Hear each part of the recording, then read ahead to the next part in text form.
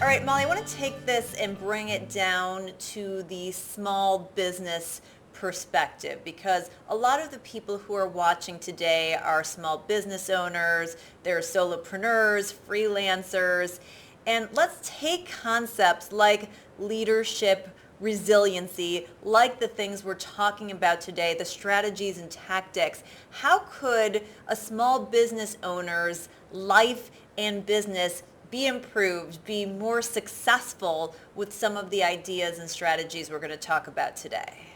Judge taught me that leadership isn't about the leader. It's not about wanting to be a leader. It's all about who you serve and how you can help them. And it has so many real world implications.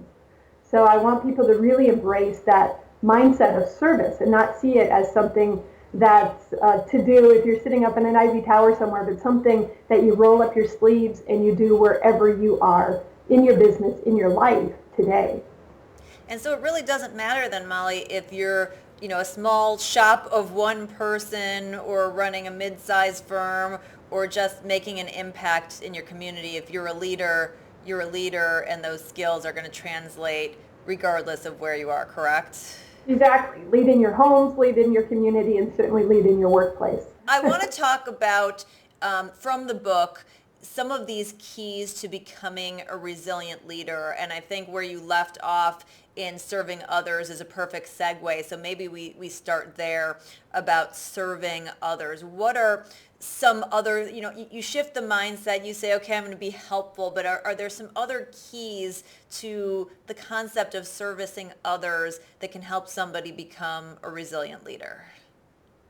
I think the concept of stewardship is really important and what Judge taught us, and it wasn't in a religious context, but to really see everything as gift, everything within you, everything around you, and to embrace that you have a responsibility to use and develop those gifts and share those gifts. So that's what I call stewardship, and I believe that goes hand in hand with service. And I think it's so interesting because people tend to focus on what they don't have, right? I don't have the money or I don't have this resource instead of all the things that they do have, that sort of mindset of abundance. Do you have any sort of tips or tricks for people to flip that upside down so that they can look at the glass as half full versus half empty or just a glass? Or overflowing, as I see my right. Yeah, and this was my Thanksgiving message actually to my community. So I just wrote about this to them and put that challenge out to them to stand on that abundance, that you do have blessings, you have goodness, you have something in your life, and it may feel like you're standing on a landmass. That's how I feel. I'm standing on, the size of Asia right now in abundance, or it may feel like a postage stamp, and you can just put your big toe on it. But focus and find what that is, and then whatever size that is, work to expand it. And we know, and the research backs this up as psychologists, that what you focus on will expand. And it's not in a magical manifestation way, but it's simply how your mind works. That we have screening systems, because if we let all the stimuli in our world, we would go bonkers really quickly. So that's, we have these switches and these filters, and we tell our brain what is relevant to us. And once we tell it what's important, what's relevant, it's going to be looking for things to confirm that, and that it tells you is relevant to that. And so that's why what you focus on, you grow in. We've all had this experience where we bought something we thought was the latest, greatest, coolest. We're the first on the block to have it. And as soon as we bring that baby home, whether it's a new car or a new toy, we see it everywhere. And we think, what's up with that? Right? Those things are there for you to focus on. But until you tell your mind they're important, they're relevant, you're not going to be taking them in.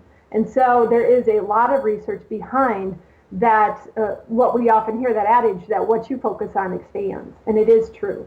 So shifting from that scarcity, that limited mindset, all those things I don't have, all those things that aren't right, to a mindset of abundance and gratitude, and saying, I've been giving these things and I'm going to share them. I'm going to share them in gratitude and in grace.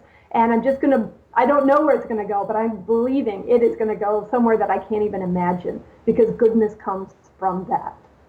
Great. That's the mindset of service and of stewardship.